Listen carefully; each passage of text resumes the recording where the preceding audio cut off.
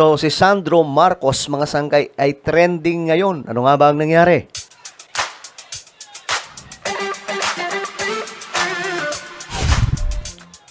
Hello guys, what's up? This is me. We are back dito sa ating YouTube channel. Kamusta po ang lahat? Sa lahat ng mga nanonood ngayon sa YouTube at Facebook, shoutout po sa inyong lahat.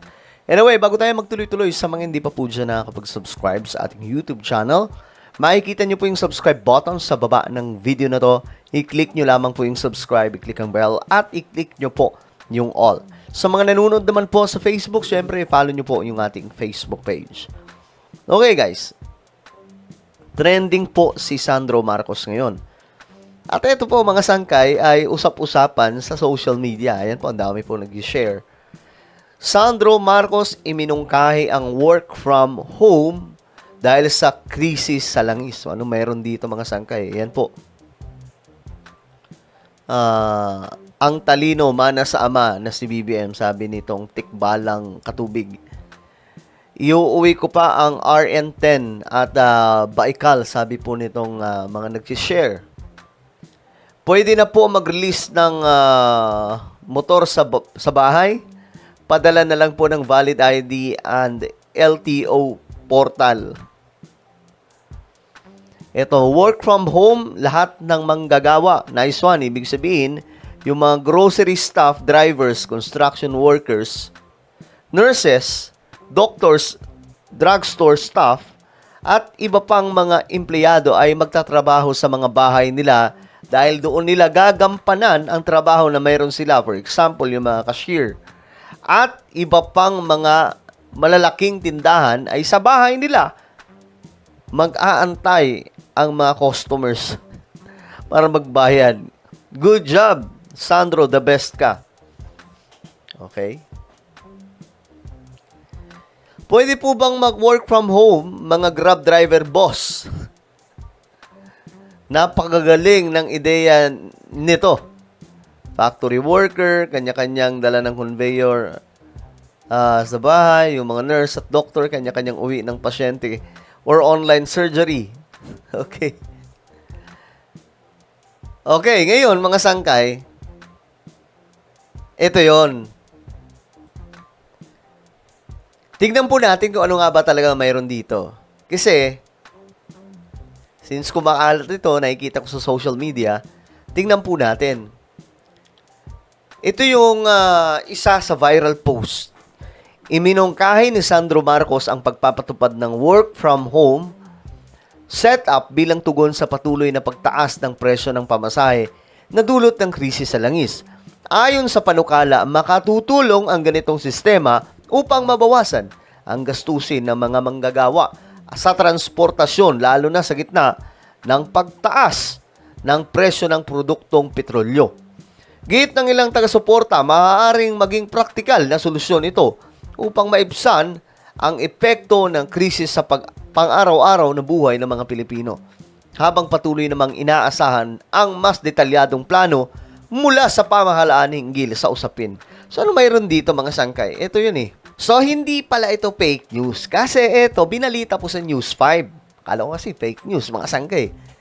Itinutulak ni House Majority Leader at 1st District Ilocos Norte Representative Sandro Marcos ang pagsisiyasat daw sa Kamara sa telecommuting at flexible work arrangements upang matulungan ang mga manggagawang Pinoy sa gitna ng nakaambang taas presyo sa produktong petrolyo at presyo ng kuryente.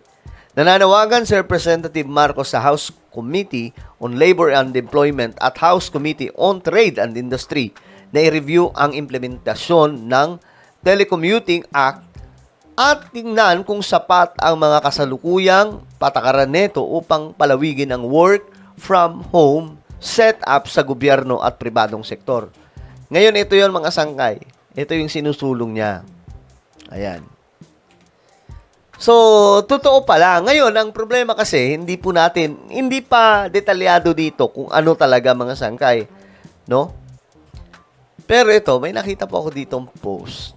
Ito, basahin po natin para mag-gets po natin. Kasi yung iba, parang nire-relate po nila sa paano yung mga nagtatrabaho sa factory. Ano yun? Sa bahay nilang gagawin nila yung kanilang trabaho.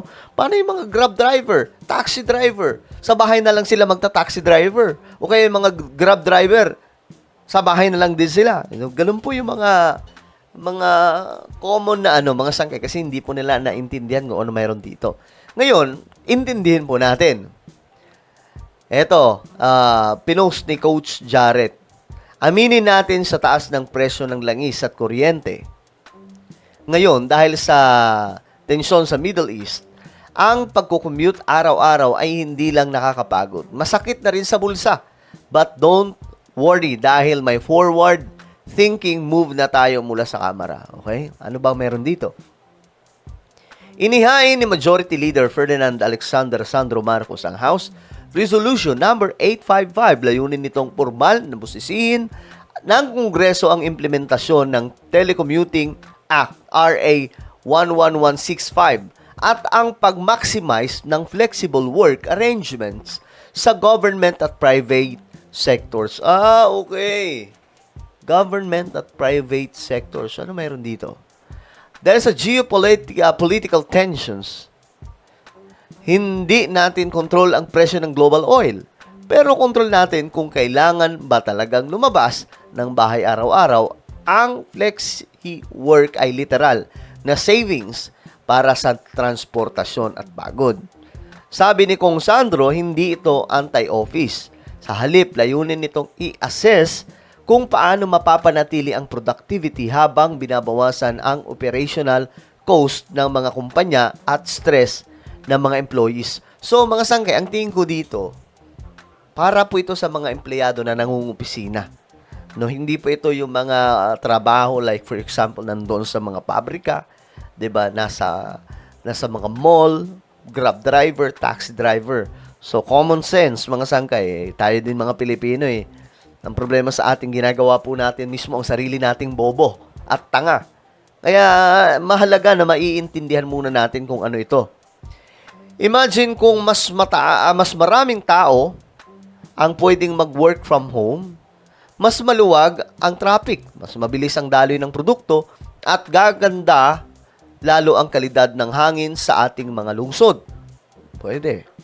Imagine kung mas maraming tao ang pwedeng mag-work from home, mas luluwag ang traffic, parang 2 beses na nasulat to. Ang House Resolution number 855 ay resibo na sa bagong Pilipinas. Ang gobyerno ay naghahanap ng smart solutions sa ating mga everyday problems sa pangunguna ni Kong Sandro. Okay. Ngayon, ulitin po natin, hindi po ito yung kagaya ng iniisip ng iba na lahat ng mga trabahante sa bahay na lang. Parang nung panahon po ng pandemic, di ba? Mostly sa bahay. Pero yung talaga lockdown, halos lahat talaga ng work, maliban po sa mga nasa mga pharmacists, 'di ba? Mga doctor, nurses, sila mga frontline po 'yan eh. Pero at that time halos lahat. Pero ito mga sangkay, since wala naman po tayong pandemic, kumbaga para mabawasan po yung oil crisis na nararanasan po natin, bakit na lang daw po hindi sa bahay na lang ang iba? Yung mga nagtatrabaho sa opisina, 'di ba? Work from home lang. Yan, just imagine mga sangkay, ang dami nangungopisina, 'di ba? Napakarami. Kung mababawasan 'yan, sa bahay na lang sila mag-work. So ang mangyayari mga sangkay, mababawasan po yung problema natin sa kalsada. 'Di ba? Traffic, yan na nabanggit po dito mga sangkay, mas maluwag ang traffic, mas mabilis ang daloy ng produkto. 'Di ba? Mas gaganda ang kalidad ng hangin. Kasi the more na maraming tao sa kakalsadahan, the more na may pollution, 'di ba? Kasi maraming sasakyan ang dumadaan eh. So kung ganito na po ang setup, mga sangkay, medyo luluwag daw po. So yung palang ibig sabihin nun, no? Ang iba kasi, kagaya nito mga komento ng mga kababayan po natin, mga sangkay, akala po kasi nila yung gagawin ano talaga, yung tipong tawag dito, lahat ng mga trabaho ay sa bahay na. Hindi po. Yung mga nangungopisina lamang po ito sa bahay po pwedeng gawin. Malaking kabawasan din po ito sa trapiko. Alright? Gets na ba ng lahat? Baka hindi pa nagigets. Ulitin po natin from the top. Well, ano po ang inyong opinion? Comment down below. Mayroon po tayong YouTube channel. Ito po ay Sangkay Revelation. Hanapin nyo po ito sa YouTube. Magaganda po yung topic natin dito at kitang-kita nyo naman. Alright? So, i-click nyo po yung subscribe, i-click ang bell, at i-click nyo po yung all. Ako na po ay magpapaalam. Mag-iingat po ang lahat. God bless everyone.